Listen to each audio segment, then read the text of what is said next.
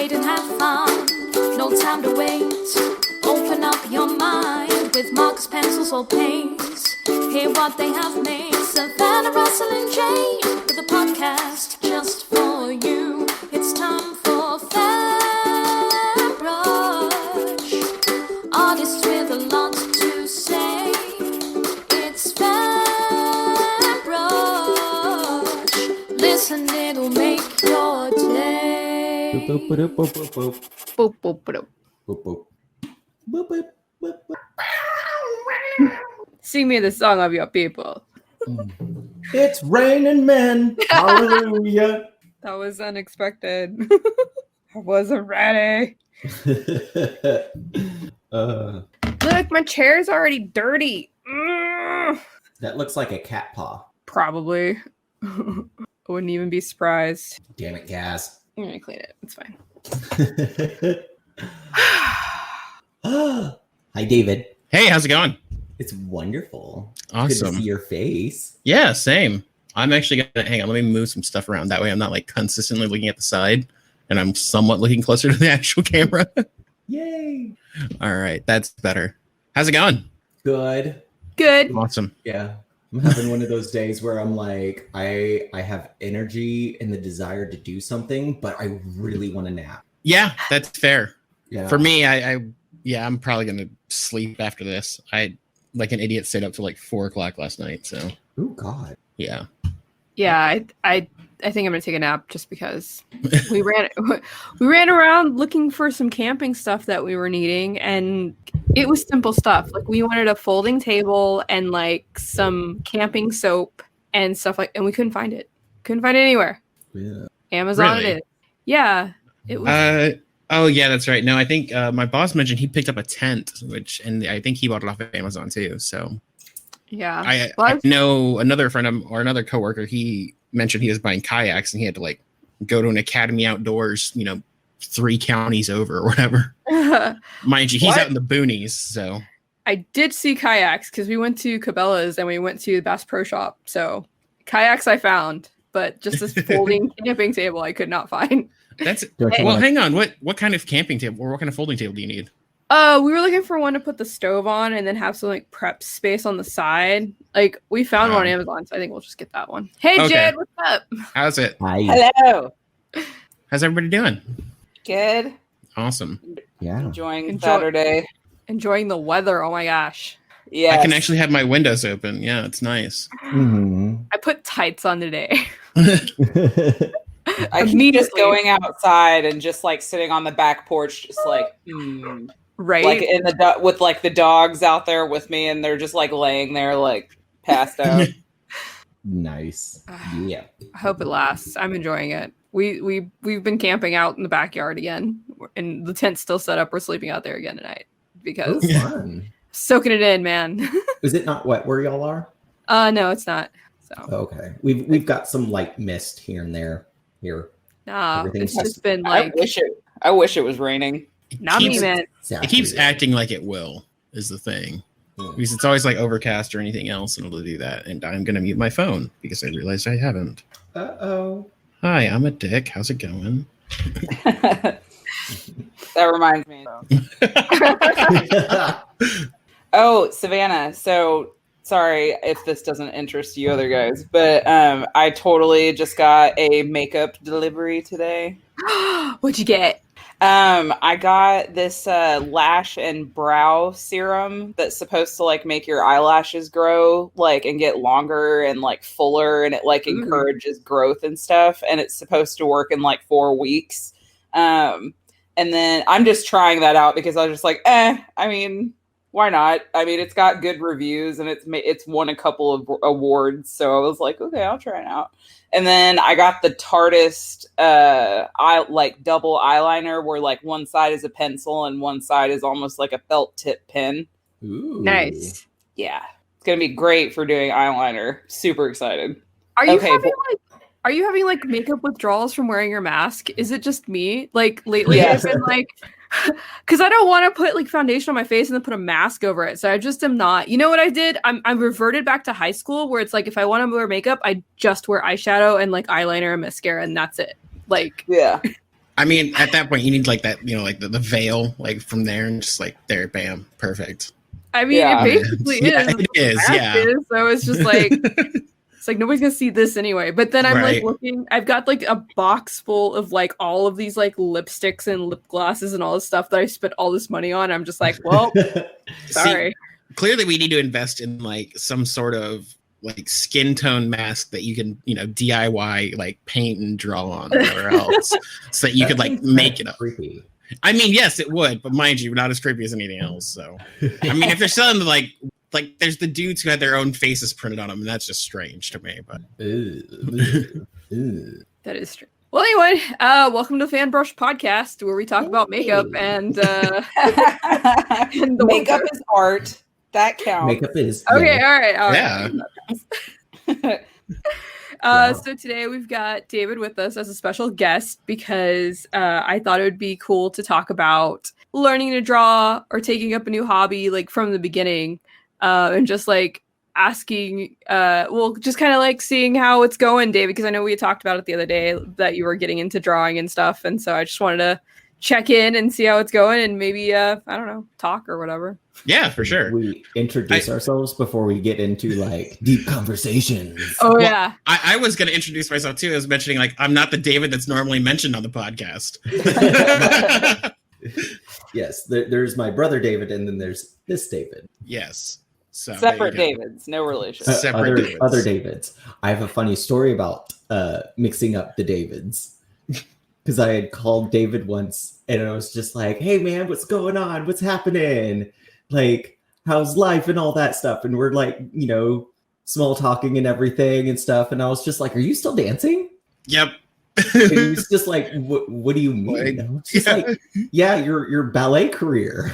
I was like, how's that going? And he's just like, I don't dance. I don't do ballet. And I was just like, when did this happen? And for the life of me, I'm trying to figure out if I've like somehow spun an elaborate lie that has spiraled out of my own control. Is what it is. No, I just got his number mixed up with another David that I know that's a ballerina.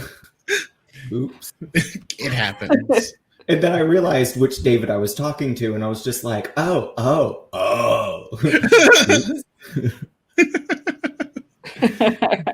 Oh, Pretty much. Russell. Yeah. By the way, my name is Russell, and I like art. My name is Fan and I also like art. My name is Jade, and I also, as well, like art. Yeah, my name's David, and I like art. There we go. Yay! Yay! Yay! Made it! Look like we made it. Damn it, I don't have a lighter around. Everybody just uses their phones now, right? Yeah, just like I have actually never seen a wave with the phones. It's always just, they're always facing the opposite way to get the shot. So the cameras or the screens are always facing out towards the you could audience. put on like the little flashlight of the thing and just be like, woo. Do they do but they don't do the letters anymore, right? I mean, I haven't seen that. I feel like if you try to pull out a lighter, somebody would call you on it. Mind you, like smoke weed in a venue and it's cool, but pull out an actual lighter and they're not. Everybody just Everybody's holds up gotta their freak vapes. out. Yeah. The only time I've heard somebody freak out about weed in a venue is at a Brother Ali concert. He's like, guys, there's kids here. Can we just like cool it for 30 minutes? Smelling weed smoke at a venue is like it's so common. I mean, Yeah. everybody does it. It's like That's true. Yeah, I think my favorite was I ran into a guy from out of town and he just comes up and he's like, I saw some folks out there. He's like, smoking, not tobacco. And he was trying to be real coy about it. And he's like, is that legal here? No, but nobody gives a shit. Yeah. So I think I was at the Doors in Deep Ellum before it closed down. Either that or it was Curtain Call. probably Curtain Club. Is that what you're thinking Curtain of? Club. Yeah, it was like one of Yeah. those that was like really well known that like Mhm. has recently like gone under and stuff, and it was just like really sad and heartbreaking. And I remember being out on the porch smoking cigarettes with somebody, and then all of a sudden there's a glass pipe in my hand, and we're just like in a circle talking about stuff and everything, and I just kind of like look over at somebody and I was just like, what's this? And they're just like, hit it quick, the bouncer's not here. I was like, okay. And so like we kind of did that like a few times and stuff, just kind of like looking around being like, where's the bouncer? Okay, hit it, go, go, go, go. Always making sure that somebody's smoking a cigarette at the same time, just being like, I don't know. Exhale when I exhale. We got this. Yep. All right. Sorry, I derailed. My bad. What are you showing? Oh my gosh, look at that carpet, Savannah. That is Yeah. carpet. Hold on, I want to see if she does it again. For those of you who cannot see this screen because this is a podcast, Cass's little paw is sticking out from the bathroom door into Savannah's office. Yeah, I managed to actually lock her out, and she's not happy about it. Oh, She's trying to get in. she can't scream on the podcast. No, she still can. She's gonna try. Oh yeah, for sure. Yes, that little demon cat. You'll hear Ed at some point, I assume. So Fun. So yeah, you're starting out drawing and stuff. yes. Yes. So I mean, just trying to pick it up. It's something I feel like I've dabbled with, like multiple times throughout. Mhm. But it's always one of those about like, nope, not doing it. It's not going well. Bye, and just like throw it to the wayside again. And then I don't know. I've finally gotten a decent point in life where I'm like, you know what? I can make mistakes and just try it. So let's do it. Mhm.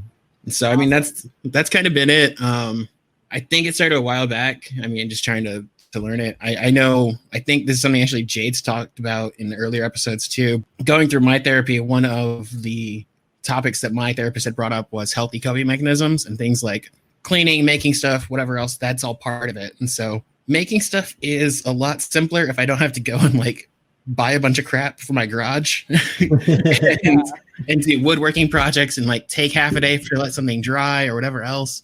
And it's a lot of it's super expensive for that stuff to not be good. And so like the cost of investment in that is a little too high. And so I think I was at Michael's one day and they had one of those, like massive kits or whatever. I'm like, oh, I'll pick one of those up and give it a shot. And so picked that up in a sketchbook and just kind of, started taking a course on Udemy and kind of just learning some more about it, approaching it with the actual intent of learning about it rather than just like do it and do it well. So approaching it to study rather than just, I don't know, something to be done. Yeah. So I gotta ask, as somebody myself who's like, I'm not gonna say I'm like a good artist, but just like I've been doing it for a while. I'm Like gonna challenge that statement, but go ahead. But sometimes when I go to the art store, I get overwhelmed with how much there is in the store. So as somebody who's doing it like from the beginning and, maybe you don't know what gesso is and like, maybe you don't know, you know what I mean? Like, does it ever like overwhelm you to like go in there and be just like, what the fuck is all this? Yes. I mean, it's that whole thing of when you're stuck in the aisle and you're just like, wow, this whole thing was expensive. And then you go, like 2 steps over and it's like, this is the professional section and everything's like 5 times the price.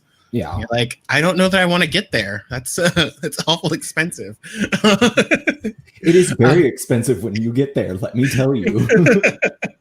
I mean, obviously, I think what it is I've gone in with the mindset of doing it with something that I can afford and do cheaply. And if it's something I want to try out, I'll try it out. Talking with y'all, I also have some other friends I talk with about it. They're always talking about, new stuff they're trying. And I'm like, well, that sounds interesting.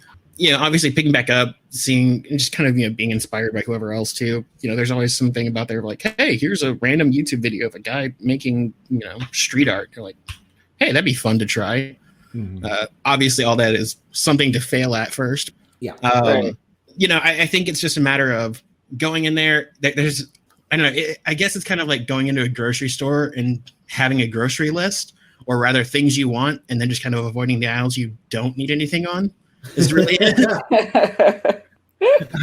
Oh my God. I It's a need to learn constant that skill. struggle. Yeah. So it's one of those of, I don't know that I'm necessarily overwhelmed by choice so much as I'm actively avoiding being overwhelmed by it. It's like, what's the most basic area I can start in? And let me stick to that. And let me not feel, I don't know, distracted or overwhelmed by the fact that there's so many other things to do.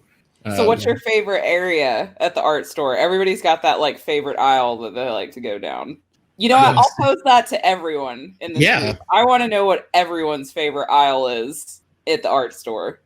So, but David goes first because he's our guest. For sure. So, I mean, right now I'm still doing just a lot of sketching. So anything around that, obviously just any of the sketchbooks, stuff like that. The other thing I like to look at is any wood burning tips. It's something I tried to pick up, and it's something I kind of want to pick up again because I like the style of it. And I like the, I don't know, methodical approach of it. So I was going to keep an eye out. So, I mean, those are usually the two ones. And just trying to pick up like scrap pieces. Usually have a small little wood block for about $1 or something. So that's better than, it's easier than having to pick it up at a hardware store. So yeah, those are typically my areas. Yeah. I'm definitely like a paintbrush person. Like I can stand forever looking at paintbrushes and like picking them up and being like, ooh, natural hair, like synthetic. What do I want? And like buying all of them and spending like $500. The paint aisle for me, the paint aisle and the sketchbook aisle, because I'm always just like, I need another sketchbook. Yeah? Right. You can never have too many. Yeah. And like this year, like I decided I'm not going to buy new sketchbooks and stuff. I'm just going to fill out the rest that I have. And I'm getting to the end of one of them. And I'm just like, I need to go get another sketchbook, even though I've got like 3 I haven't touched. Well, for me, when I think I picked up the first one, I picked up one. I'm like, this looks like a good size. And I went back, another week to pick up some more stuff, grabbed another one and started using it. I'm like, this one sucks. I like the other one better. So I don't know. It's that D&D dice mentality too of like, this dice is bad. That's good dice. There we go. Use good dice. So, but with sketchbooks. So yeah, I think my favorite aisle is definitely the aisle with all the pens and markers and like pencils and like the inks and like all of that. I think that's definitely like my favorite aisle. That's the aisle I get lost in a lot.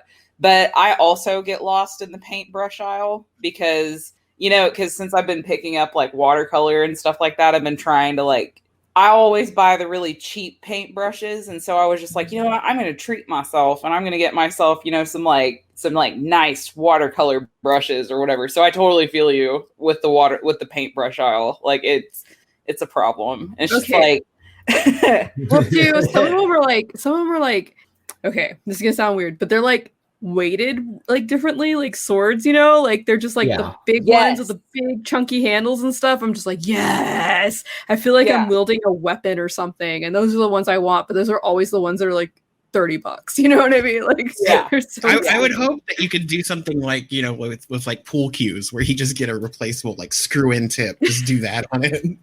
That would be nice because there's some out there that like I like it's got the right size length and stuff, and it's wide enough, and it's got like a little grip and stuff, and I'm just like, I love this paintbrush. But like, well, I mean, we've got toothbrushes. We've got toothbrushes that have disposable heads. Like, why don't we have disposable paintbrush heads? Yeah, click it in, click it out. Have, like, super fancy paintbrushes, and then like you would just like replace the paintbrush.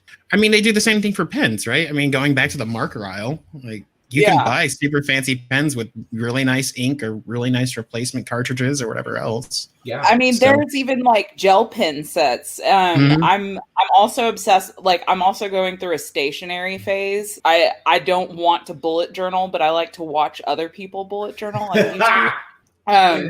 But there's like gel pens that you can get that have like different replaceable like ink cartridges that you can use. And like, so, I mean, why hasn't the paintbrush caught up to that yet? Yeah, I mean, about the bullet journal, I went and had a social distance dinner with some friends last night, and I brought my one of my bullet journals with me because I found out I have 2 that like another friend gave me. Then, and I realized, and I was just like, why is this a bullet journal? And I remember she gave it to me. She's like, I don't know if you're into bullet journaling or not, but here you go. I was like, oh, okay, cool. Never really touched it, so I just use it for like notes and stuff, and I took it with me. And my friend saw it. She's just like, ooh, what's this? Because it says the Wanderlist on it, and it's got a map and everything, and it's super cute. It's canvas color and stuff. And I was just like, oh, that's my bullet journal. She's just like, oh, can I look through it? And I was like, sure. It's just kind of got some notes. And she opens it and looks through it, and it's just like literally like notes and like little doodles and stuff. And it's not like full-blown bullet journal BS and stuff. And she's just like closes it, sets it down. It's just like, oh, okay, thanks. Like, sorry. I feel like I do that when I look at my own notes from the past, though, too. I was reorganizing, and it's just like, what the hell was I doing last year where I had to look up this stuff? Like, Oh, you know what's really funny about digging up like old so my handwriting is terrible, right? And I think I'm probably the only person who can read it sometimes. One of my friends, I used to play Vampire the Masquerade with him. Eee. And we had like a little group that we would play together. And he found my old character sheet from at least 6 or 7 years ago, and it was just like scribbled with notes and like all like just like all these like quickly like scribbled little notes, and I'm just like, oh god, my handwriting is terrible. Did you just take a shot from a Dixie cup? Yes, because I had it available. That's so white trash. I love it. I mean, here's what's worse is it's actually pretty decent scotch that's in it. Delicious, wonderful 15-year age scotch in a Dixie cup. Oh no! Never assume somebody's material wealth based on what they're using. That's my lesson. That's right, kids. That's the lesson today. All right. See y'all later. Have a good one. Thank you for listening to the Fanbrush Podcast. Enjoy the rest of your day. It's about the scotch. It's not about the glass. Yeah. So exactly. we went camping shopping today, and I was like looking through all because I like looking at stupid stuff. So I was looking at all like the kitchen camping So stuff. you're looking at your husband? No, I wasn't looking at him.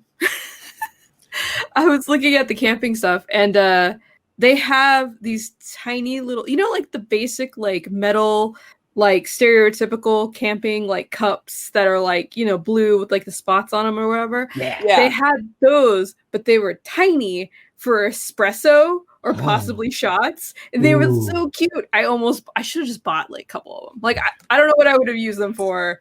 It's sort of like the like Shots. fancy. Me and Russell are both like shots. Like Yeah. drinking alcohol? Yeah. Well, it's like when they have those like the fancier. It was that 90s pattern. I don't know what it was, but it was that like wave splash pattern, and they just started putting that on like porcelain plates, cups, everything else. I feel like it's What? that. It's just kitschy, but in. Hey, it got me, man. Like Hey, I can't stop thinking about them. I might have to go back and get some because Do it. they were so cute. But yeah, Mm, sorry. That's my segue. That's my tangent for right now. nice. me drinking. Yeah. David, your So- alcoholism has caused us a great breakthrough. So David, Yes. what are some of your favorite art supplies, like as somebody who's classifying themselves as a beginner? Like, what are some of your favorite supplies to use? I mean, for me, I really am still just in the sketching phase. So it's just, pencils. And I mean, occasionally, I'll try and break out some of the acrylics or whatever else that I can do just to kind of get a feel for it. Mhm. It's not so much as making anything, it's just much kind of understanding how it works, more or less.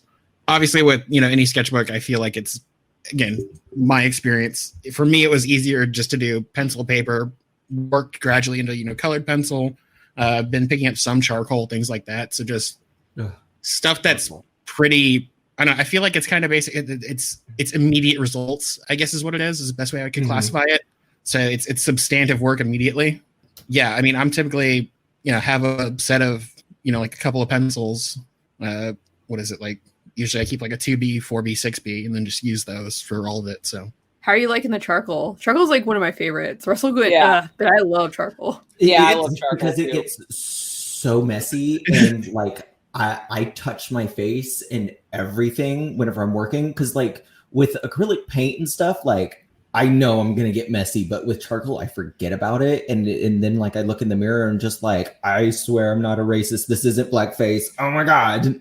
well, it's like 90% worse than what you think it is, because I mean, I remember writing essays in class, and you'd always get the like mark on your hand from when you drag your Mhm. hand across the page. It's like that, but you get it in about 2 seconds.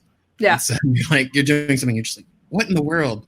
I think I was talking to Savannah last week, and it was I was sketching something because I was in a meeting at work, and I'm listening in. It's like 4:30 on a Friday, and we're on a meeting. And so I'm just doing something, and I forget that I'm wearing a white shirt, and I just look down and I'm like, oh crap, right, like that's not gonna be good.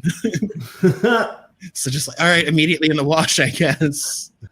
But yeah, no, I mean, charcoal's fun, but I mean, to Russell's point, yeah, it gets everywhere. I feel like every couple of seconds you're just like, how is there more of this left? So Mhm. Yeah. Chalk pastels are like that too. Like Yeah. they get it everywhere. mhm. Everywhere. But they're so blendable. I love them. I can't. I do know. Yes. You can do so much like cool, crazy stuff with like charcoal and chalk pastels and stuff. But like every time I bust that kind of stuff out, I'm always in the mindset of just like, this is gonna look great, and I don't have the thought of like, this is also gonna be really messy. It's I mean, that's product focus. That's what it's about, though. You know, Mhm. that's the mindset to go in with. Damn the consequences. The end result is all that matters. Where's he going? I don't I'm know. sitting down.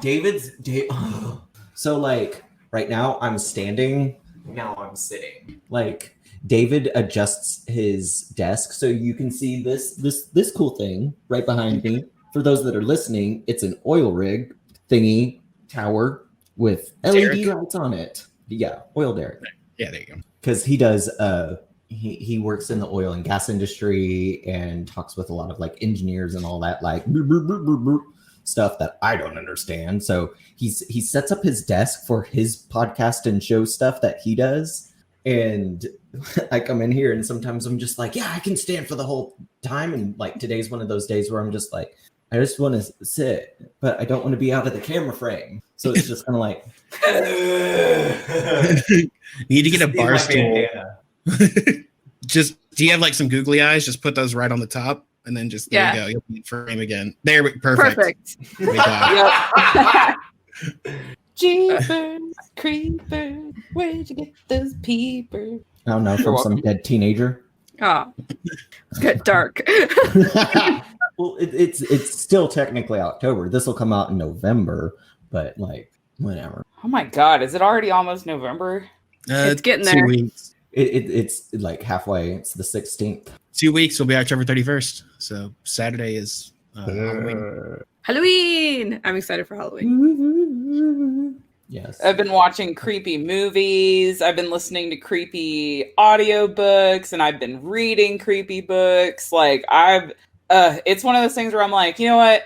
Even if Halloween like is kind of canceled this year, like I'm still gonna get creepy. I'm cool with it.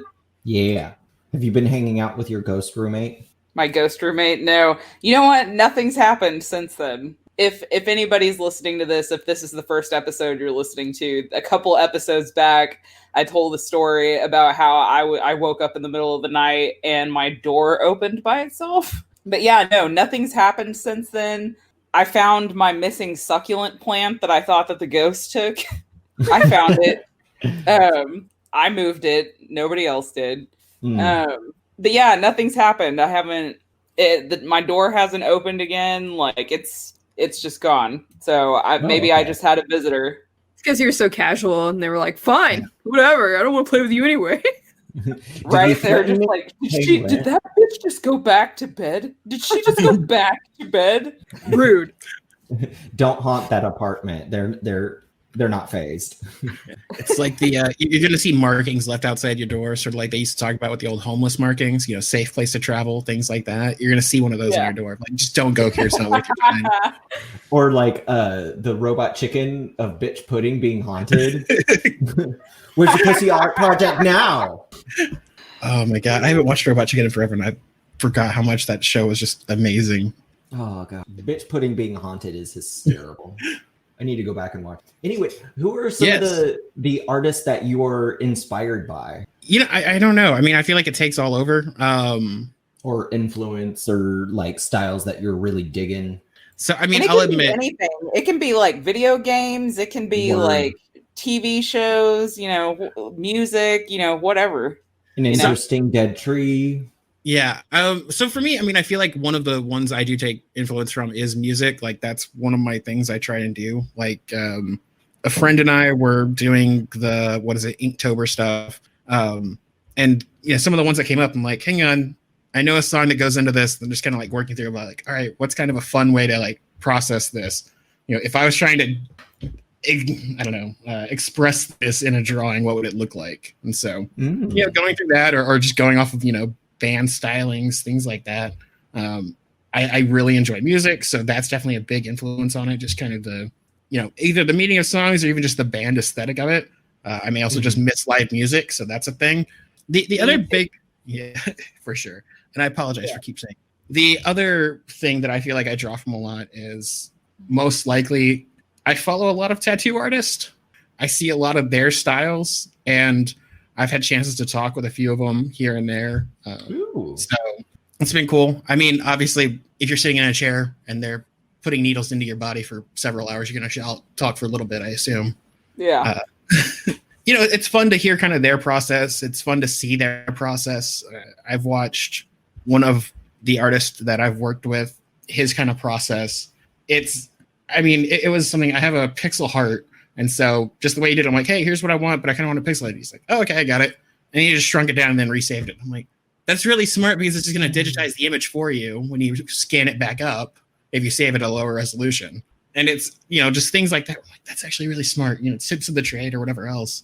And I'm sure somebody's listening out there is, well, duh. But things like that, I enjoy following people with different styles. I definitely feel, I don't know, almost maybe it's that like kid in me who is super weird and still is, to be honest, who's We're like all weird here. way too into fantasy and things like that. So Yeah. anything that's like hyper, I almost say hyper realistic, like dragons, but realized, crows in way too much detail, mythological creatures, anything like that is super fun to me. And I enjoy seeing those stylings, especially when it's fully fleshed out. I don't know that I like fully like photorealistic. I like some interpretation. Yeah. Because I feel like photorealistic, it feels more like a still frame rather than something in motion. I don't know. Maybe that's hard to explain. But I like there being a little bit of wiggle room where, okay, that looks real, but it looks like something that's happening. Like something that I heard earlier today, like I was listening to one of my writer dudes that I follow talking about like making stuff and everything. And it was kind of like the 75% rule of like outlining and everything and getting like that 75% like concrete and leaving 25% kind of just like up in the air. So that way there's room for the magic to happen. I listen to that. And of course, like whenever it comes to writing advice or art advice, whenever you approach or start doing and stuff and just like find out what works for you and what you like. But I really like that rule because I've heard it throughout my life in different aspects of like the 80% rule. Like, yes, go for like 100%. But if you hit 80%, like you're doing great. Yeah. So, I mean, I'll take it to, I work in IT, which is a mess, but every project we approach, it's very much what they call MVP, minimum viable product. And so 80%, just try and get to the 80%. That's your minimum viable product. What is needed in order to actually make this quote unquote working? Anything else can be upgraded out in time. You don't have to do it all at once. And so, it's that same thing. It's, obviously I know with writing, I think it depends. Like you said, it depends on what works for you. It depends on what your goal is. There's times when you want to give 100% in order to force somebody a particular way, whether that's to then sweep the rug under from them or, keep them going in a specific direction that you want to lead them to or what have you. But, there is narrative purpose to it. But yeah, it makes sense. So, and I think that's kind of it is as I've been approaching drawing in that sense of, it doesn't have to be perfect. It can just be good or good enough. And I think that's the hurdle that's probably what's kept me from doing it in the past. Or it just has to be completed. Yeah. And it's something I can revisit later. There's nothing saying, that thing you were working on before and you did it and you're like, hey, I could probably do that better now. What's stopping you from doing it again? Right. So I think that's it, is knowing that it doesn't have to be 100%. You don't have to, I don't want to say you don't have to like the end result because maybe that's not it, but you don't have to, I don't know, expect perfection with the end result is probably it. It's the better way to phrase it. Perfection is the killer of creativity. I was going to say, I think I still struggle with that. And I've been drawing and stuff like that, like for a while. And it's always, I still have to remind myself not to keep picking at stuff until I feel like it's perfect. At some point I got to be like, all right, I'm done with this. Like, it's good enough. So I don't think that ever really goes away. That whole, like, it could be better. It could be better. It could be better. But at some point you just got to be like, you know what? this is good. This is a good place. It looks good. You know, I'm okay with it. Let it go. Yeah. But you know what else never really goes away, David, is earlier you said that there are moments when you're looking at a piece and you just go, this sucks and I don't want to do that. Like, I'm done with this picture. Like, I'm over it.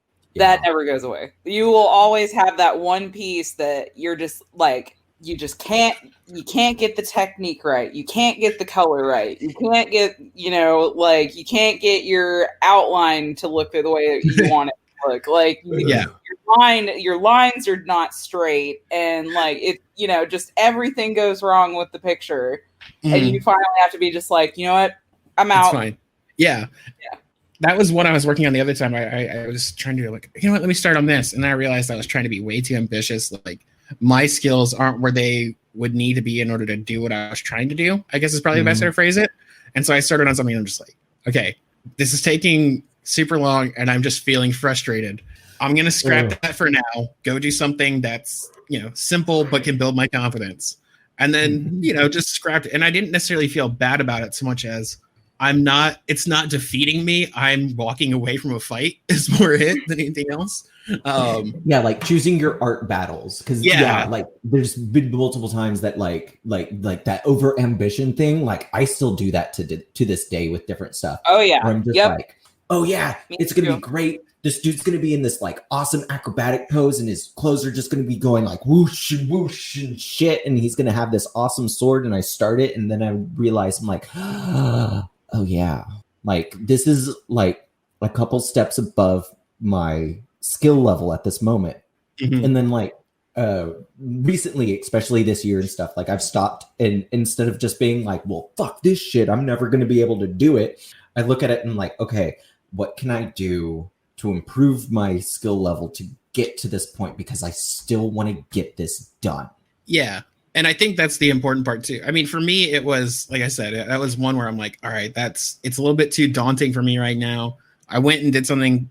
Again, I'm not comfortable saying like, oh yeah, that's, even just simple stuff I can do or whatever else. I anything takes me probably like 3 hours to complete that somebody else would do in 20 minutes. On that same front though, it's all right, let me take care of this and let me continue to work on it. And then I went back, I think the next day after, you kind of cool your head and you go and take it. You're like, all right, I see what I was going for. It wasn't too bad actually. But whenever you get so honed in on something that it's just, okay, I think that's the other thing too, is starting from scratch. You have absolutely nothing, on paper, on canvas, what have you. Just starting from scratch can be intimidating in and of itself.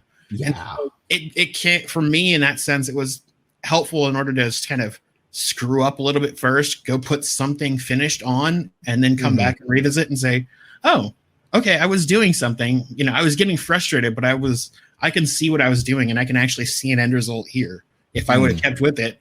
But if I would have kept with it, I would also been frustrated and probably wouldn't have finished it. So, well, and the thing is too, is that with every art form that, no matter what medium you use, there's always a learning curve to it. Yes. Like, for instance, somebody take me, for instance, let's make it all about me. Okay. So, but no, I mostly worked with acrylic paint. So like I know how I use acrylic paint. Everybody, anyway, but yeah, so I learned how to use acrylic paint and I was good at it. And I like figured out a style that works for me with acrylic paint. Well, a couple months ago, I decided, you know what? I haven't really dipped my toes into watercolor. So I'm going to dip my toes into watercolor. Every first 3 pieces I made were just garbage, just absolute garbage. Had no idea what I was doing. I thought it was just one of those things where you just pick it up and you add water to it and you can paint with it. And that's totally not how it works. Like there's whole like techniques and stuff that are separate and specific to watercolor that you have to like learn. Like there are certain brushes to use. Like there's certain techniques of like, either, you use Frisket or you leave white spaces yourself, that kind of thing. And then there's using too much water and not enough water and dry brushing and like all this other shit. And so like, no matter what art medium you pick up, you're always going to start from scratch at least once. With every art medium. Like that never goes away either. For sure. I think that's one of the fun things is I still have some of the early sketch things. It's just I have the first few pages from when I was doing a course, and it was just like, here's how to do basic shapes. And you can see me like trying it even before then, and it's just bad. And then just, from even applying a little bit of time and again, attention and improvement into it, it's like, oh, that's actually a market improvement. It may not be fantastic, but it's definitely better. And so it's cool just to be able to see that of like, hey, here's something I couldn't really do and couldn't figure out how to do. And even just kind of reframing the mindset around it helped. So, but yeah, absolutely. I mean, there's absolutely a learning curve. I mean, I think maybe, and that's kind of why I just picked up that, it's the 163,000 things in one case, and it has too much stuff in it or whatever else. So you're like, I don't know what half of this is. And so the cool part about it is when you stick with something like that, like with what you're doing, like if you stick with it. I mean, when I first started with watercolor, I didn't know anything, but like, look where I've been doing it for a couple months now, and it's like I know more now than I did when I started. Yeah. It's if you keep doing it, like you will improve. It's yeah. And I mean, there's not to say that there's nothing transferable either too. So I mean, that's it too. It's like learning an instrument. I mean, hey, I know guitar, but I want to pick up the piano. Well, it's kind of the same, except the movements are different. Oh, well, I want to pick up, something else now. Yeah. I want to pick up the hurdy-gurdy. All right, let's do it. Like, organ grinder. That's an instrument I can get behind. Or like the author that I was listening to earlier today and stuff. Another thing that he said that really was just like hit me in the heart was that dedication trumps talent. And that, like, as long as you stay dedicated to it and you find a way to make what you're doing a habit and enjoy it and stuff, like over time, you're going to excel and you're going to pass the people who are just riding on talent. Yeah. Well, and I think, again, if it's something you enjoy, it becomes one thing that you don't even necessarily, you put effort into it habitually or automatically. It's not something you really think about. It's just something you enjoy doing. And so, I mean, just out there, it may not necessarily be, a particular type of art or whatever, but if something like that's helpful, then do it. Yeah. I just operate better on routine. That's all. I'm with you. I literally have a Kanban board in my other room. That's where I'm at. What's that? David, you a couple episodes ago, we talked about like our creative spaces and what our creative space looks like and like what it, like I've got my shelf, Savannah's got her art room. Russell, I think you said you've got like a little shelf that you keep all of your stuff on. I have a little Tupperware box that I keep all my stuff in, and then I've got my corner of the house that's like my living space, and that's like my creative space is like I have to go into my closet, get stuff out, and I sit in my little corner, like a little like corner art gremlin and stuff, and be like, okay, I'm gonna draw now. There you go. So, what does your creative space look like as a beginner? For the most part, it's kind of just wherever, and I kind of kept a sketchbook in multiple rooms when I was doing things.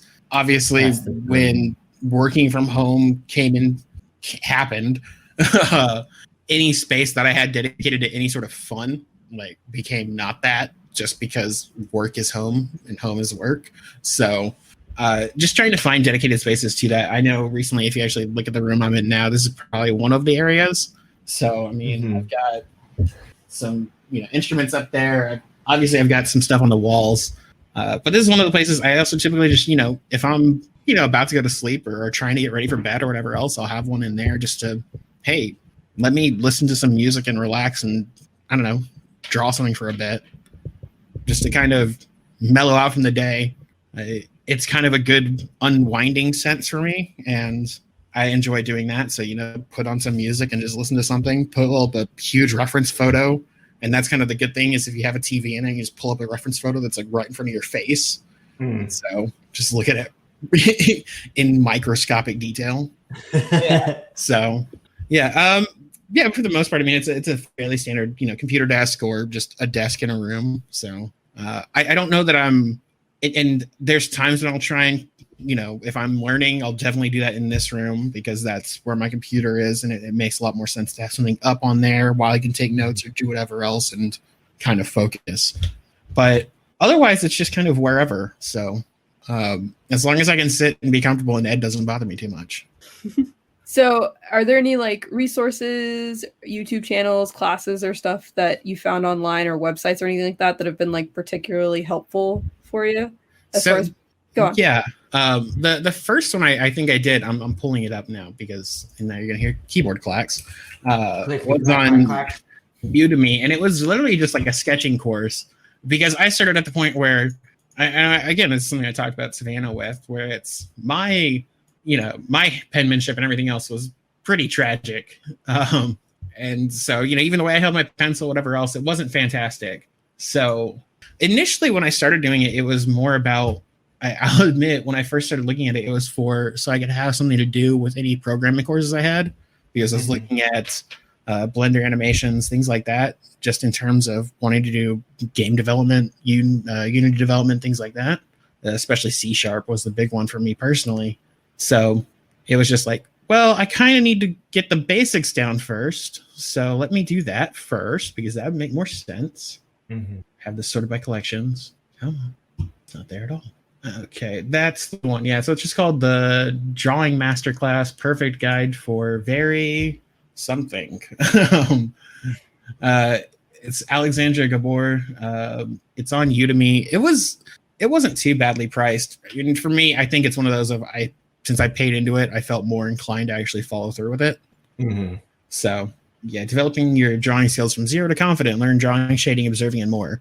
And so that was kind of it too, as this one goes over just things like, hey, here's what the different pencils mean. Here's what this is. And here's how to like break something down into, there are things that once you learn it, you're like, well, that should have been obvious, but it's good to get somebody else to kind of hold your hand through it if you're not sure what to do. So yeah, that's the big course. Then after that, it's just kind of been really just whatever comes my way, and anything that kind of, I think Jade was talking about earlier, like inspirations, just kind of on that front of, hey, that's something that kind of interests me. Let me go dig into that some more or try it out. Okay, what do I need to learn there? So just picking up deficiencies. Oh, good. Well, that's awesome, David. I'm glad that I'm really glad that like I think we know a couple people that have like started from scratch trying to draw and make art. Yeah. How's he doing? I haven't seen anything from him. He's doing good. He's living with JB, and but yeah, me and Savannah have been kind of tag teaming, giving him like art pointers because he had come. I think he came to both of us, or maybe said something to both of us about how he was just like, hey, I'm really interested in art and I'd kind of like to get started, but I've never really tried to draw before. So where should I start? And so I think we had both agreed that like shapes was like the best place to start, like, because that's definitely like a good starting point for that. And then after that it was shading. That's what I told him to do, like figuring out your darks and your lights and like all that other stuff. And he's come a long way. He's come a long way since he started. Like he's already drawing like things around the house and stuff. Like he draws like little cups and he draws plants, like little plants around the house. Like, so he's doing great. Yeah. He's really happy. Yeah. He's having a good time with it. But I'm so excited to hear, because I didn't know that you had decided to do it too until like a couple of days ago. And I was like, oh, that's so awesome. Yeah. I mean, again, it's one of those things of, I'm approaching it from the standpoint of, hey, this is, something to put time and effort into instead of just something worse, like it's a good way to, again, going back to the original topic, it's a good mechanism to have when things are stressful. It's something to put emotions or thoughts or whatever else into. So, yeah. But it's also, I think it's also nice for other people to hear that, like, it's not magic, like drawing and painting. It's not magic. It's like, it's a skill that you develop over time, and it's okay to start from scratch at any time in your life and just Mhm. go with it Yeah. and look for your supportive art friends. We're here. We're here to Yeah, support your art absolutely. journey. Okay, going back to a conversation we were having. Favorite, art supply thing. Hey, starting out, grab as many erasers as you can. Like, Yes. legitimately, you realize how important they are because you're gonna make so many like practice lines. Like, just nope, that's not right. Nope, that's not right. Nope, that's not right. Got it. All right, we're good. I think I've worn through different kneadable erasers, any of the like white erasers, whatever else. I'm just like, Yeah, I need all of them. I love playing with those things so much. Oh my that God, will I know. ruin them just playing with them. Yeah, I just went to the art store and I was just like, oh, these are on sale for 50 cents. And so like I just grabbed like 5 of them. I'm so excited. These 4 are for doing art. This one's to play with. Yeah, I've totally got one that's like become a stress ball. Like just like a little just- stress ball for me to squeeze. It's modeling clay out of kneading eraser or kneaded erasers. Yeah. I just like tearing them apart and watching all like the little like stringy bits and stuff and just Yeah. being like and then squishing it together and feeling that texture in my hands. I would do It's like that the all. slime of the art world. Yes. I would get in trouble in art class because the teacher would be like, Russell, what are you doing? I'm just like super mono focused on this thing. And she's like, Russell. I'm like, yes. She's like, stop playing with your eraser. Get back to work. I'm like, oh, sorry. Oops. But yeah, I mean, I found that that's one of those things that I'm just like, to Savannah's point, it doesn't have to be perfect. It's not magic. It takes a lot. You're going to make mistakes, but it doesn't, don't see it as a failure. See it as a build block, so. Yeah. And don't throw away your first sketches. Save them somewhere. Even after just, a couple of weeks of like focus, you're going to look back. You're like, oh, wow. You could probably go back and do something that you were trying to do and do it a little bit better. And that's kind of it. It's just, it doesn't have to be leaps and bounds. It can just be a little better. Yeah. Yeah, Sure. and I agree with Savannah about saving your drawings because my parents were actually cool enough to like save some of those early like childhood artworks. Like they saved a lot of it, and it's really cool to like go back and like look at how you used to draw like years and years and years and years ago. Like, and so like imagine like where you're going to be if you keep going with this like 10 years from now. You're going to look back on those pictures and be just like, wow, it's going to be awesome. Yeah. And I mean, I think that's it too, is you're going to see so much of like your own personality start coming through, after your initial sketches. That's where I'm at right now is I feel like it's a lot of, I don't know that it's me drawing it, so much as me referencing things, but eventually it's gonna be like, okay, well, what actually interests me the most, and that's gonna be what starts coming through. So Yeah, I think and that's you start the interesting finding part. your style. Yeah, Yes. Which is exciting. When you start finding your style, it's so exciting. Only in the past like 3 years have I actually like started to get in the groove of my style with drawing and just being like, oh, okay, yeah, this is it. This is like where I'm really comfortable with. This is how I like to do faces and all this and movement. I'm just like, all right, yeah. And like I've been drawing since I was 5 and stuff. Like, but like I also took like so many years just diving headlong into painting. And so like I found my voice with painting a lot faster than I did drawing because drawing would just be kind of like a side gig. Yeah. And I'd come back to it and just be like, oh yeah, this is right. Like I enjoy this. Well, and I mean, that's a good point too, is sometimes find a medium that speaks to you. For me, I mean, I like sketching just for the aspect, like the pick up and play aspect of it. It's not something I have to worry about too much. It's not supplies. But if you're a person that likes, making a mess, whatever else, then, get someone that makes a mess. There you go. You know what though? Art mess is always the coolest mess though. Yeah. Yes. It's like you feel like so like satisfied and accomplished when you've like made a mess. Well, Like and you're just like you're like your hands are covered in paint and like there's like a fleck of paint on your cheek, like I mean, that kind of stuff. Yeah, it's the reason I still have lava soap underneath my kitchen sink, when I'm working with stains or whatever else. So Yes, like my old apartment just being an absolute tragedy of art mess everywhere. Ugh. It was Oh. nice going to your apartment though, because I felt like I was like, I could paint here and it would be fine. Because Yeah. we were all living in your apartments, and I was like, I can't paint because if I get paint on the carpet, they're gonna take my deposit. But you know, where Russell's will be like, he's already got paint everywhere. This is great. He's already got paint like embedded in the carpet and in his kitchen and in his bathroom. And Like, he's hey, fine do you with want it. to throw paint on the wall? Can I? Yes. Here's a handful of paint. Slap the wall. I did paint You know your what we walls. need I know to I do? painted something. Mm-hmm. You know what we need paint to the do wall. Jade painted Once my this wall. pandemic is over, we need to have like one big giant art party. There you go. I would love to have it. I miss art parties.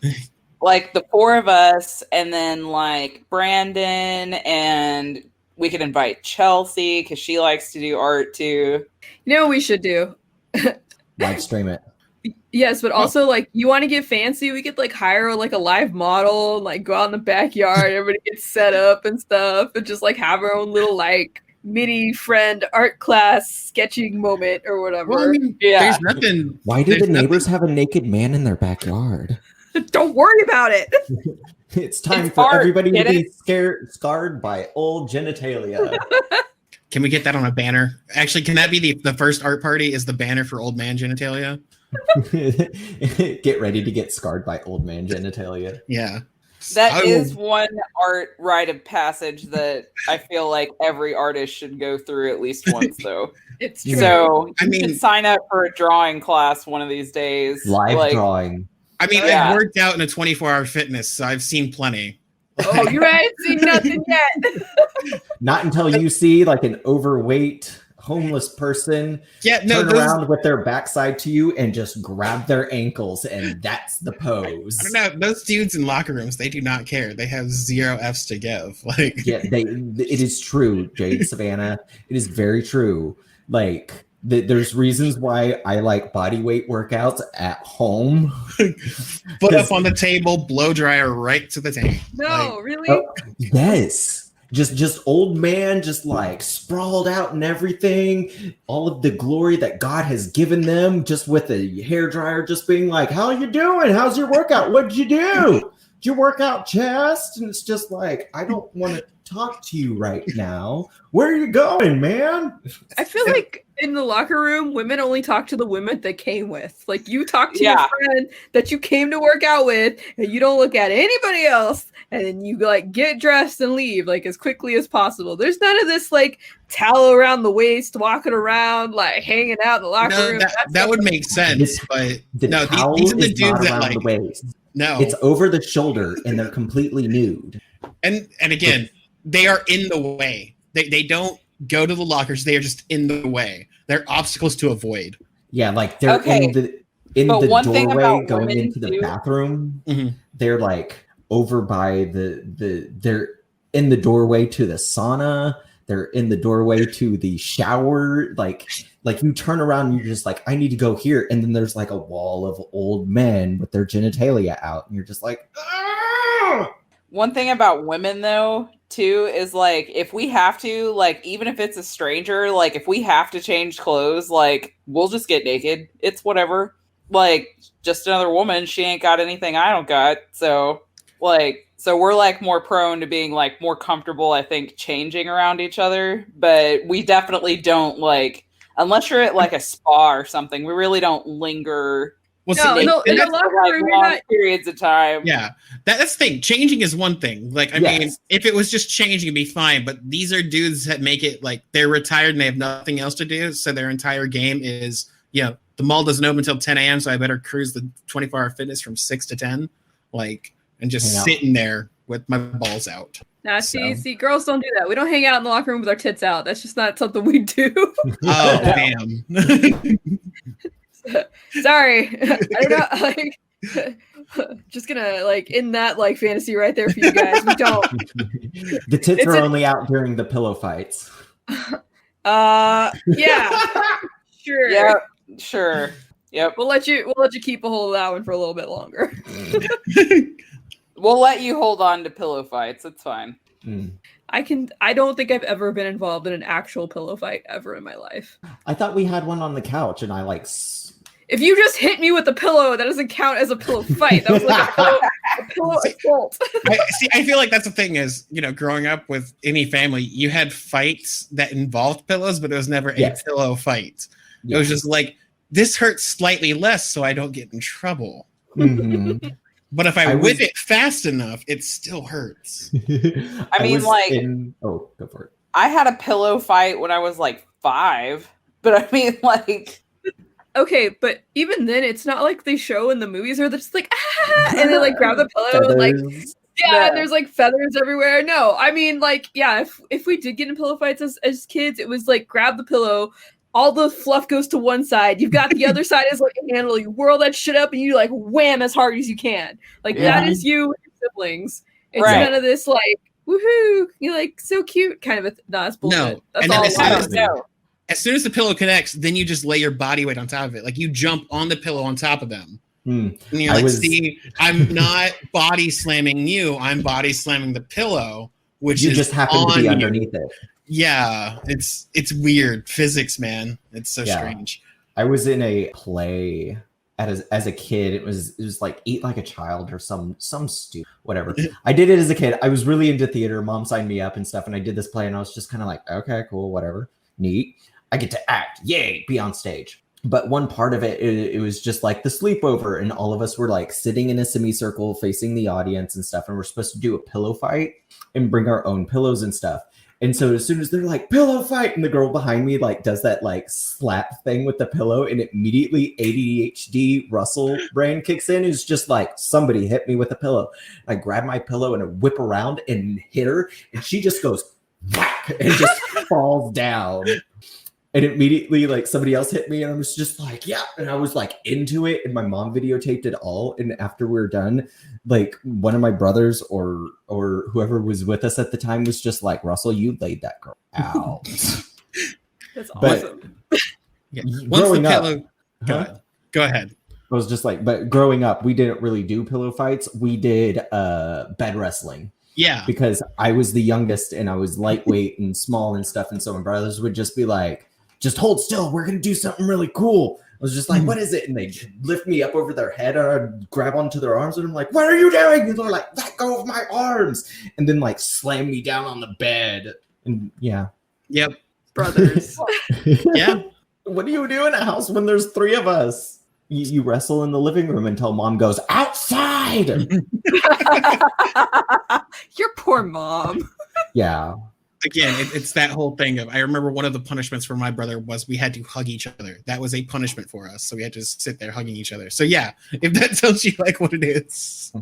Well, so I'm an only child, right? But I grew up pretty close to like my cousins or whatever. Like I've known my cousins like every holiday for like the last like 33 years I've been on this planet. Like that's just how it is. So I've kind of had the sibling experience because me and this one cousin that I had, we were like vicious. Like I pushed her in an ant pile. Like I pushed her off of monkey bars. Like she pushed me off of a bunk bed. Like it was like, it was like Thunderdome. like yes.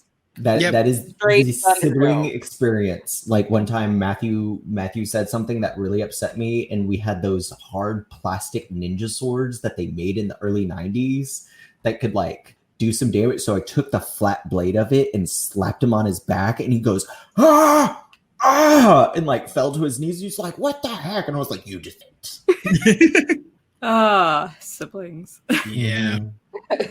But at least you didn't. Did you ever get the experience, Jade, of being in the shower and then one of your siblings having like a bucket of cold water and just dumping it on you?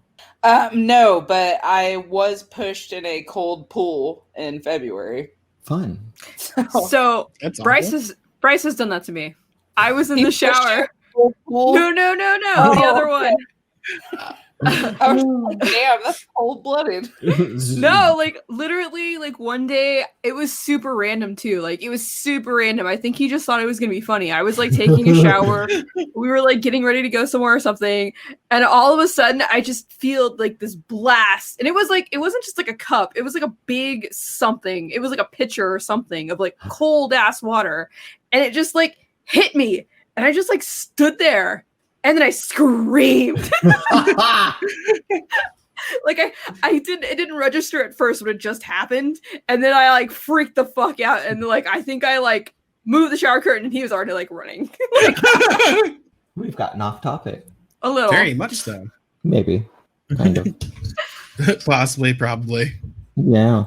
Well, speaking of siblings, though, Yes. and being an artist and stuff, like I've actually been showing my brother David, not this one that's on the podcast, the other one, like some of my art stuff. Like one time I was doing something for the Darktober stuff that we're doing, and David like looked over and saw it, and he's like, "Did you just do that?" And I was like, "Yeah, well, we're watching the show. I think we were watching Umbrella Academy or something," and I was just like, "Yeah." Sorry. And I was just doodling it and stuff, and I was just like, "Yeah, it's just like this quick, simple thing for Darktober." And he's just like, "But that's really awesome. Like, that's really good." I was just like, You're like, Like- oh my god, thank you. "Stroke my ego again. Do it some more." And so, like, I'm getting like for the longest time, I've been uncomfortable like showing some of my family my art stuff, just because like it's kind of close to home. And it's just like, oh my god, are they gonna hate it or whatever? And like, and so I'm entering a phase of being more comfortable showing my art to family members and other people. That's good. Cool. That's Yeah. not my paintings, because my paintings and stuff, like I'll hang on the wall immediately. But like whenever I draw, that's something that I'm a little bit more guarded about. I feel like it's harder for me to show stuff to people that I'm close with, like friends and family and stuff, because like I don't trust what they tell me, like, because I feel like their automatic response is like, oh, that's so neat, or that's so cool, or that's so good, or whatever. But I'm like, they're just saying that because they love me, you know? So I actually I like getting responses from people I don't know better, if that makes sense. That's me personally. It actually like stresses me out to show people that I know, I guess because I care too more about what they think of whatever. It would like actually really hurt if they said they didn't like it. You're just like, oh no. I'm a horrible artist. I quit. Yeah.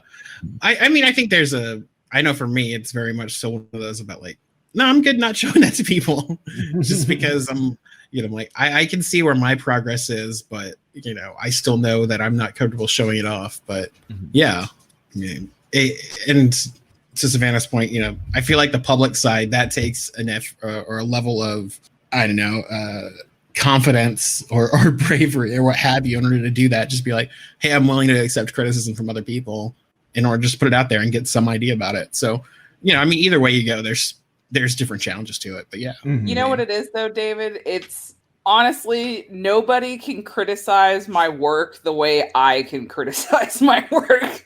Yeah. I am my own worst critic. Testify. And yeah, like I swear to you, you are your own worst critic. Honestly, you'll just reach a point where you're like, you know what? Y'all can't say nothing to me about my art that isn't any worse than what I've already said about my own art while It's so making this true. piece. Fair. Yes, Reverend Jade. So that's all that is. All right, fair enough. At least for me, that's all that is. It's like, it's not confidence. It's just you cannot say anything that's any worse than what I'm saying. So, Or like somebody says something bad, and you're just like, the inner voice already told me that like 3 years ago. Like, well, I would that's still nothing new. say that's I would still label that as a confidence thing, at least in my mind. It's, hey, being able to accept my own criticism or being able to hear it from other people. It's, I don't know, I live with my negative voice, like, so I can tone that out. I can live with that. But somebody else saying it now, I'm just like, oh, it was right. What else is it right about? Like, Oh no. that's just like that depression side, though. So that's where it becomes troublesome. Maybe don't take a drawing class, because that's like 50% of the drawing class is like putting your stuff up in front of other people and letting them like, I don't wouldn't know. say I feel like rip it apart, but I it think feels that- like that. weirdly, I feel like in a class I'd be more comfortable with it, just because then it's just like, all right, whatever. I'm not gonna see y'all later, and it's not like, I don't know. After it's done, I can like burn it in a pile if I really feel that bad about it. Whereas if it's publicly posted and I'm thinking on the internet, you can delete it, but it's like somebody can still Or have that- it. the video that I shared with Jade and Savannah. Now, don't take this the wrong way, but you have no idea what you're talking about. Thanks. It's 9 a.m. Thank you for the note. Perfect. That was honestly the most perfect representation of an art class that I think I'd ever seen. It I like know. to the point it gave me flashbacks, and I was like, I oh, know. I straight up had Yes. Vietnam flashbacks like watching that video. Yes, like being in art class in high school and college and having somebody look at my art and be like, "Why did you do this?" I'm like, "What do you mean?" And they're just like this, and like vaguely gesture, and I'm like, "Okay." well, there's always that one kid that's like trying to get extra credit for trying to be like an art critic in class. Ugh. That's the bitch that loses their arm in the sphere and Velvet Buzzsaw. Oh god, I don't miss that art classes. I mean, I kind of miss it because I like being around. I don't know. I'm just not a people person, so I'm just like I don't know. You like You the know how atmosphere I of it, feel but not the about it? people. Yeah, pretty much. If they could just all shut the fuck up, that'd be great. Right. Yes. The way I feel about it, I'm really glad I did it, but I don't know if I would do it again. Well, you know, the other thing is, think about this. Everybody would be like, well, not everybody, but a lot of them would be like way younger than us now because they'd all be like right out of high school taking this as like their art college credit. And so it's like, do you want to be in that environment now too? You could just go to a life painting class and just like sit back and be like, I'm gonna watch their expressions, yes, and watch the model derobe and just watch them all just go, huh. Oh, maybe that's it. You actually have a life session course. So everybody else just does a session on the other session watching the old dude. I called this one Loss of Innocence. You can actually see the exact moment their innocence is lost. Look at the hopelessness in their eyes. It's nothing but a pit of black despair. Yeah, I miss it. I miss the vibe sometimes. You know what I miss? I miss crazy college art professors. I want them. Yes. I need them in my life. Like, they are the best. I heart them so much. Mhm. Yeah, there was only one art teacher that I didn't like, and he was my art appreciation teacher. I did not like him. But every art teacher I took after that was just, and like honestly, every art teacher I had before that, like even in like high school and shit, like I never hated any of them except that one. But yeah, no, I miss crazy art teachers. I didn't care for my AP Art 4 teacher in high school because she was like the ceramics teacher. Like that was like her main focus, but she also taught AP Art 4. And I was like, and they basically like gave us free range. I mean, we had assignments or whatever, but they're like, yeah, do whatever you want, whatever. Like, you guys are crazy. Why would you take 4 years of art in high school, basically? 'Cause it's fun. Right? Which, by the way, it's not a college credit. All the other AP classes are, except for art. Art doesn't I get was going to ask that. It's not. Like you can get college credit, but you have to do a concentration, and unless you have to get a certain score on your concentration, and then you get a college credit. So I wonder if they have I know there's some classes that they're doing now where you actually take them on like off-site, at least in like the DFW area. So you take them at one of the local community colleges and you get credit at that community college as well as credit for your high school class. I'd be curious if they have something like that for their art program. It would make sense. And that's probably why it doesn't exist. But You know what, David? You're assuming that people think of art as an actual thing that people do, and it deserves I know. respect. Art's not Yeah, because important. whenever I went to college after high school and stuff, I had to start from the very beginning and do a drawing 1 class. Whenever I had just like finished like 5 years of intensive art and graduated with art honors and everything and stuff, and there's like, yeah, you can't take these other classes until you do drawing 1. And I was like, fucking really? Like either that or it's like, hey, can I just take a test for $75 and like prove I know it? Test out of art. Yeah. Yeah. I wish Like- you could. Here's a fucking still life, bitch. Yeah. Hey, here's a 20 question exam and then submit an art piece. All right, there you go. That's your entire thing. Mind you, I feel like if I was a drawing 1 teacher, that would be my thing. It's just like, here it is. You can show up if you want to, and I will teach you. But if you don't want to, just submit this stuff. Nice. You know what was kind of nice about art classes in college, though, is that your final exam was always a piece. I never had to take like an art exam for like my final exam. Like I would like take tests throughout the semester, like little quizzes and like stuff like What are that. the that, like, primary colors? right, yeah, like what are, what's chiaroscuro shading, like that kind of stuff. But like those were always like the best, like after like cramming for like a bunch of other exams that are like really not labor intensive, but like mentally intensive. The art classic final exam was so great because it was literally just, all right, here you go, here's my piece, it's done. See, I had like the opposite problem because I had a lot of my basics already done, but then like I was doing graphic design classes, so I would have like 3 or 4 classes that all had to have like final projects at the very end. So it wasn't just like one piece, it was like all these pieces. And like I feel like I looked all frazzled and crazy because that's how I felt at the end of the semester trying to get all these like end of the year like assignments done. I'm stressed out now. But yeah, I know. Sometimes I miss it. Sometimes I just felt like, do you ever miss that feeling of like having your portfolio, like your big portfolio, and like walking through the hallways with it and being like, yeah, I'm an artist. Yeah, I take art classes. Yeah, this is my portfolio. Yeah. I'm such a rebel. Mhm. With I my multicolored hair and like Paint stained pants and my big art portfolio and my dead old man junk scarred eyes. right. And I am just so alternative. I am so alternative. Art And I students reek like of such a body vibe. odor, cigarettes and weed. I mean, it's cloves specifically, I feel like, right? It's got to be cloves. You know what's funny is I used to smoke cloves. So you nailed it. There we go. It's cloves or American spirits. There we go. So, yeah. I mean, I feel like that's just like college in general, though. You're like, man, there's so much in front of me. Nothing can go wrong. Oh, youthful innocence. Right? How I miss you. Where did you go? All right, you've been beaten down for several years. Mhm. I remember when I used to smile. Look, I can almost remember it. Is this how you do it? Is this how you do it?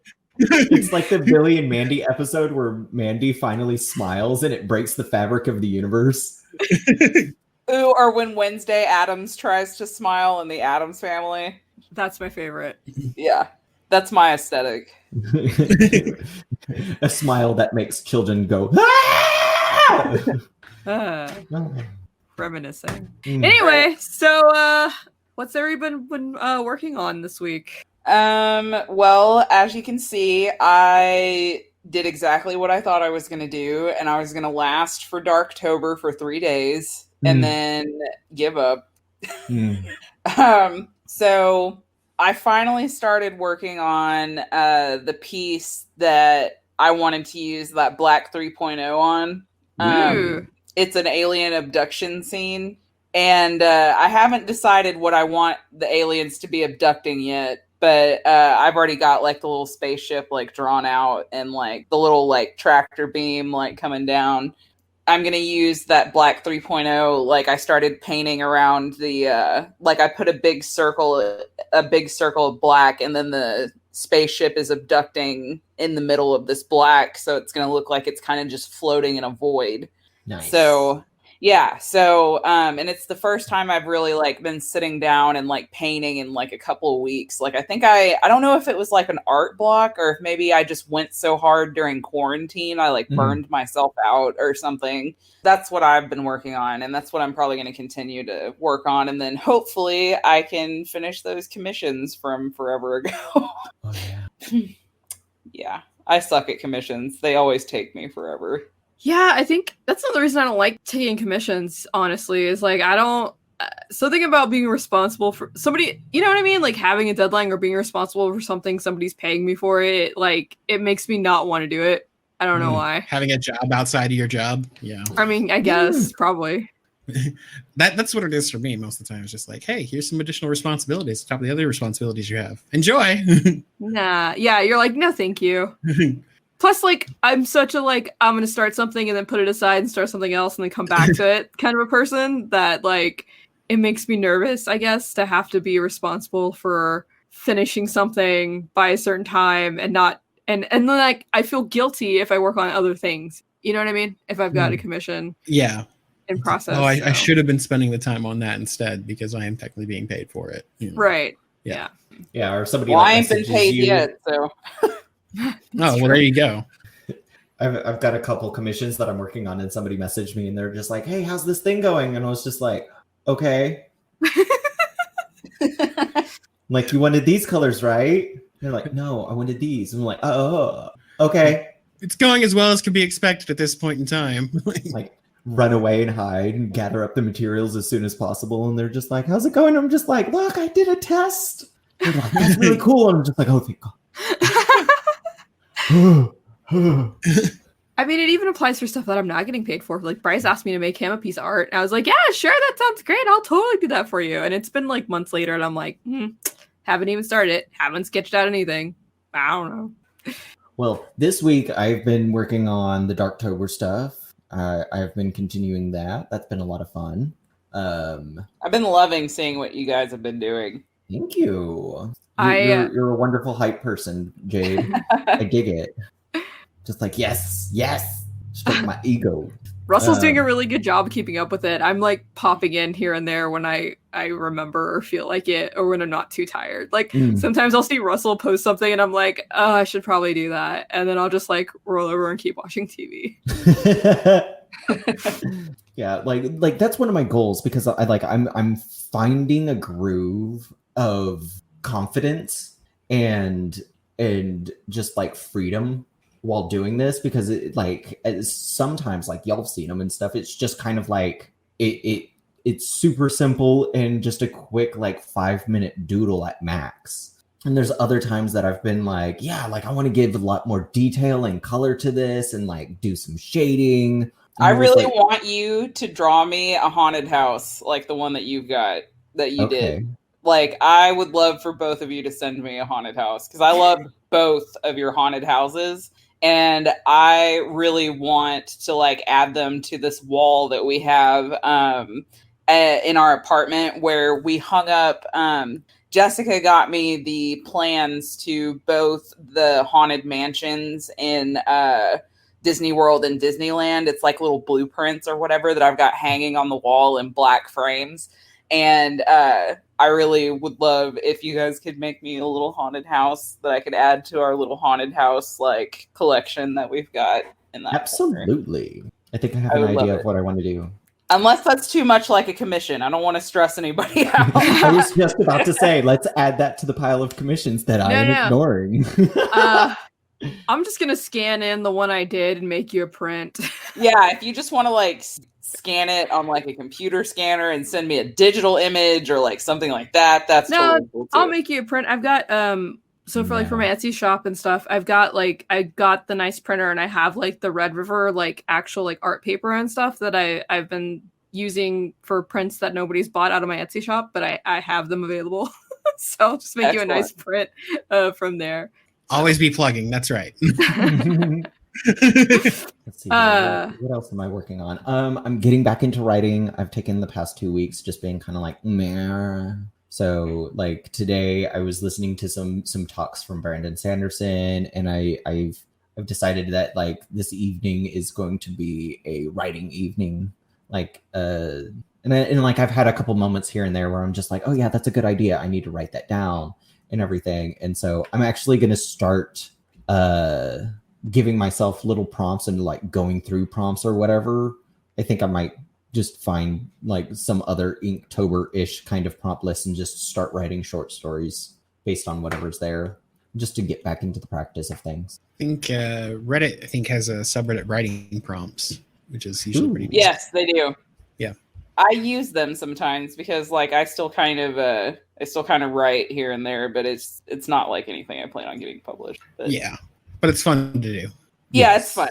Yeah. Mm. Yeah. That's the main goal. Like not everybody should have the goal that I have of being published. And even then that can be, I need to keep that goal and that view of my writing in check, because I need to keep the main goal of I want to create these stories for myself and my friend at the forefront and enjoy it. Yeah, I've had a conversation with a friend of mine about, similar stuff. It's what if you get published, what's the part that you want to take pride in, you know? Mhm. So, you know, if you're just doing it to get published, well, that's fine, but why? You know, what about it is so intriguing? And I mean, that's what Yeah. it sounds like you're doing. So, If you know. want to get published, just write fan fiction smut. I mean, Amazon sells that, and I mean, people make good money on it. Yeah, There's the like Canadian novel about a bear. you Chuck know. Tingle. Chuck Tingle. Yeah. Writes the most absurd erotica on the face of the planet. At what point does that become art then? I mean, like, or is it art as soon as it's made? I mean, that's Like, I think if you want to come back on and have a full like episode discussion of what is art, and we go through all different kinds of absurd bullshit, yes, Then- I would love it. yes, I love absurd bullshit. That would be a good episode. yes. Next weekend, I mean, if you guys are ready, if you're ready for Love that. yes. He's Let's gonna love go. Dada. You mean doo doo? Oh, burn. Oh, The shade of it. new all. episode of Burn Notice starts now. I was gonna say it's a urinal on the wall, but I've been in public bathrooms, so it very well could be.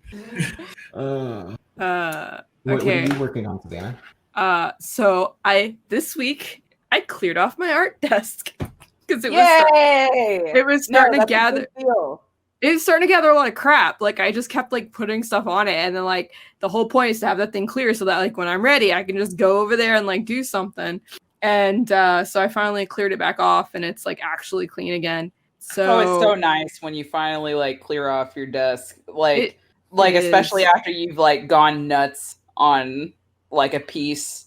Yeah. Yeah, well, that's what was disappointing. Like, this wasn't because I had been working on anything. It was because I hadn't been working on anything. It was because I kept just like, oh, I need this needs to go to the office, or this needs to go like to the art room. So I'm just gonna like throw it on the desk and I'll deal with it later. That's what it was happening. It was just becoming like my landing pad for like all the junk that I needed to put away. And so like one day I came in here, and I was like, well, you know what happened is I finally got my work computer set up at a different part of the house. So now I came back into the I'm gonna stop calling the office. This is not an office. The art office. This is gonna be like the art room or something. I gotta The come up with studio. It is the studio. the studio is fine, but the office is not happening for this room anymore. I'm like killing it. Yeah, Pick it out so back and pull an old yeller.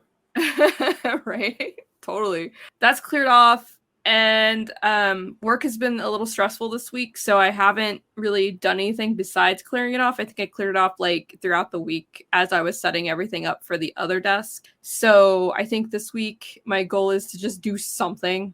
I have been doing the Darktober stuff, but I've been actually like sitting on the couch and doing it like while we're watching stuff, which is kind of nice. Like I can sketch, and like I just have my little like art like pencil cases and stuff, and I can just like just use those in the living room, and that's fine. But like, yeah, I think, what I think I'll do is I'll pull up the panel down that I have left over from that art class I took and just draw something and do something on that. Something completely different. I gave up on those tombstone things. No. For now. It's too late. It's too close to it. I got too frustrated with them. I underestimated the time it was going to take me to make one of them, and I've got to let it go for now so that I can do them in my own time, and then like I'll have them for Ready for down the next road. year. Well, yeah, I might not even wait till next year. I might just put them up for whenever, because some people like that stuff whenever, but they'll be there whenever. So Yeah. Yeah, Valentine's, Easter, anytime. Yeah. there you go. It'll be fine. Easter. Proposing with a coffin on Easter. How appropriate. So what about you, David? What have you been working on?